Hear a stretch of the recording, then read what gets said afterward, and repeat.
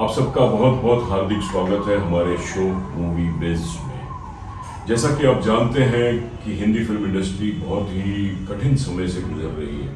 कोई भी फिल्म काम नहीं कर रही। बड़े बड़े बैनर्स की, बड़े बड़े डायरेक्टर्स की फिल्म भी थिएटर में बिल्कुल नहीं चल रही। Theatre business is going to hell. It's the most difficult, most trying time for our Hindi film industry, for Bollywood. अब जो लेटेस्ट फिल्म रिलीज हुई है करण जौहर जी की, उसका नाम है लाइगर। पहली बात तो लाइगर का मतलब ही नहीं समझ में आया लोगों को। लाइगर का जो मैंने मतलब पढ़ा वो ये है कि लाय से लायन और टाइगर से टाइगर। लायन और टाइगर जब मिलके बच्चा पैदा करते हैं तो उसको टाइगर। तो ये क्या है लाइगर? लाइगर के बारे में बताएं। आज इतनी बड़ी फिल्म, करण जौहर साउथ की तरफ भी हाथ पकड़ रहा है। क्या कोशिशें कर रहे हैं? क्यों इस तरह की स्ट्रगल हो रही है बॉलीवुड में? सर एक कहावत है, जब लीडर की मौत आती है ना तो शहर की तरफ भागता है।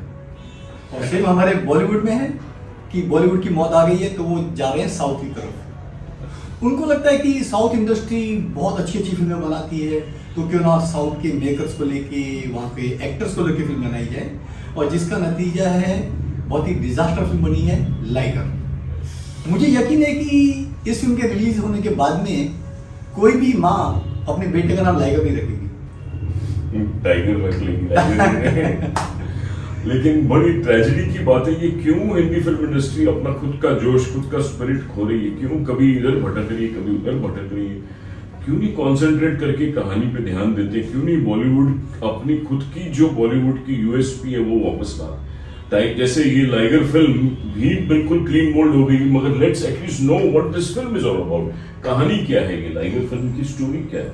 कहानी तो एक्चुअली ढूंढने से भी आपको नहीं मिलेगी। एक सिंपल सी कहानी है कि रमैया कृष्णन का बेटा है विजय, उसको इंटरनेशनल कंपटीशन में जाके जीतना है, जो उसकी माँ का ख्वाब है। बस पूरी फिल्म इसी पे बेस्ड है और सिर्फ एक्शन, एक्शन और सिर्फ एक्शन है। और वो भी इतना घिसा पिटा एक्शन है, आपको एक बार देख लेंगे तो वापस देखने को एक्शन बंद नहीं होगा। अच्छा, ऐसी बात है। तो मतलब फिर एक्टिंग के बारे में तो बताएं, क्योंकि हम देख रहे हैं कि वो साउथ का स्टार है बहुत बड़ा। फिर अनन्या पांडे की काफी बातचीत हो रही है, तो how are the actors? Acting क्या है? एक्टर है विजय देवरकोंडा, जिसकी अर्जुन रेड्डी बहुत बड़ी हिट फिल्म थी, 2017 में आई थी। उसकी बेस पे बनी थी कबीर सिंह, जिसमें शाहिद कपूर थे। लेकिन ये फिल्म में उन्होंने बेहद डिसअपॉइंट किया है। ये उनकी पहली हिंदी लॉन्चिंग फिल्म है।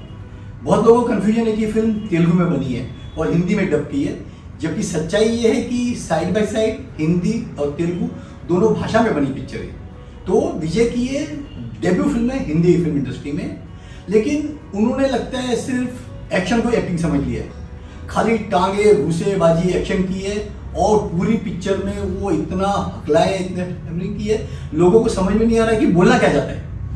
तो ये बहुत बड़ा पिक्चर का माइनस पॉइंट है कि विजय ने गलत सब्जेक्ट चुना और उस फिल्म में आए। जब हम हीरोइन अनन्या पांडे की बात करते हैं तो एक्चुअली फिल्म में ओरिजिनल कास्ट थी जाह्नवी कपूर, लेकिन चूंकि उनकी डेट की प्रॉब्लम थी, लिहाजा इंडस्ट्री में करण जौहर को नेपोटिज्म का बादशाह बोला जाता है, उन्होंने अनन्या पांडे को लिया, जिनका एक्टिंग से वाकई इस फिल्म में 36 का आंकड़ा है। ना उनमें ब्यूटी है, ना एक ग्लैमर है, ना सेक्स अपील है। सिर्फ उनको गाने के लिए और 2-4 सीन के लिए रखा है, जो उसमें भी उन्होंने बेहद डिसअपॉइंट किया है।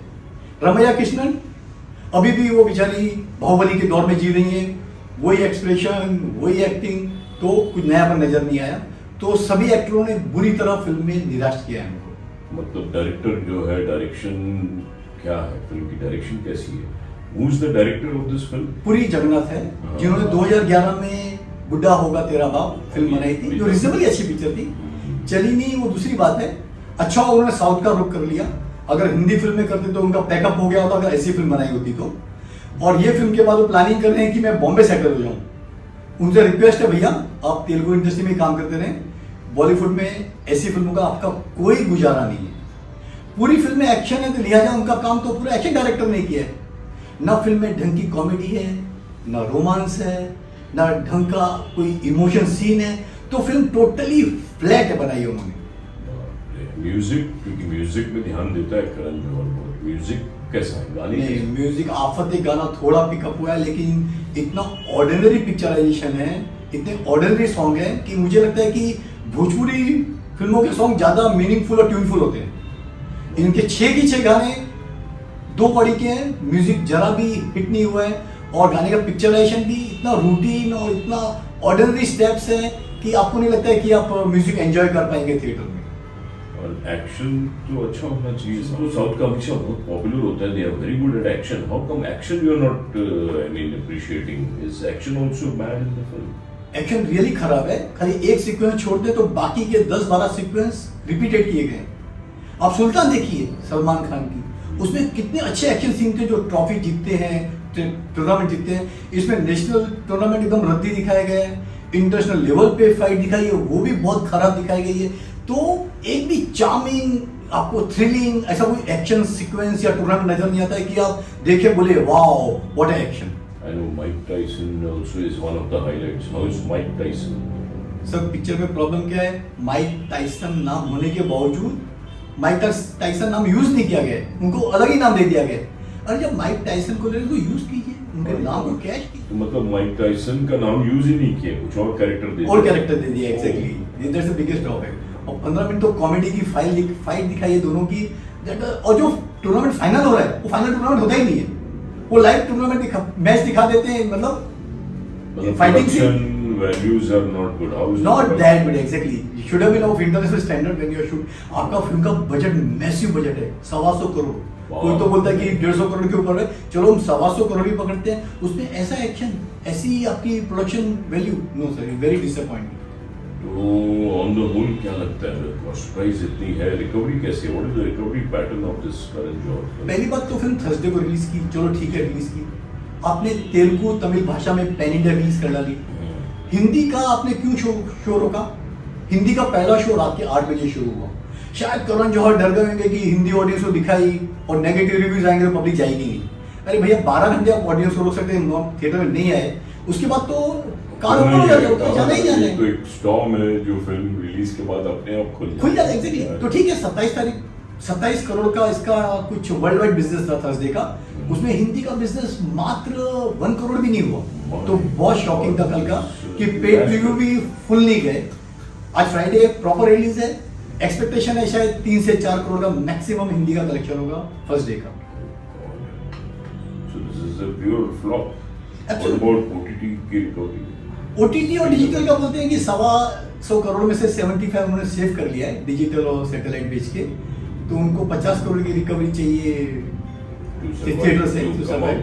तो they may recover the cost, but Hindi में is going to be biggest disaster.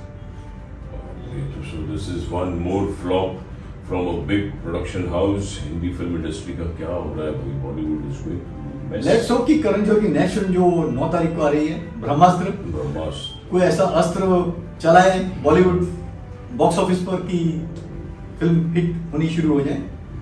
Hope for the best. So let's see. So this was Liger review. Liger के बारे में हम सोच रहे थे कि कुछ नई बात होगी, साउथ का कॉम्बिनेशन है बॉलीवुड के साथ, तो may be it will rescue our Hindi film industry, मगर लाइगर ने भी पट्टा गोल कर दिया। Hindi film industry is struggling, box office is struggling, क्या होगा future? Let's pray that we come out of this problem. This year has been horrible for Bollywood exhibition trade, for theatrical business. It's really horrible. Let's pray to God that everything gets well soon. With that good hope, with that good prayer from our side for our Hindi film industry, we say bye to you. Thank you so much. Thank you.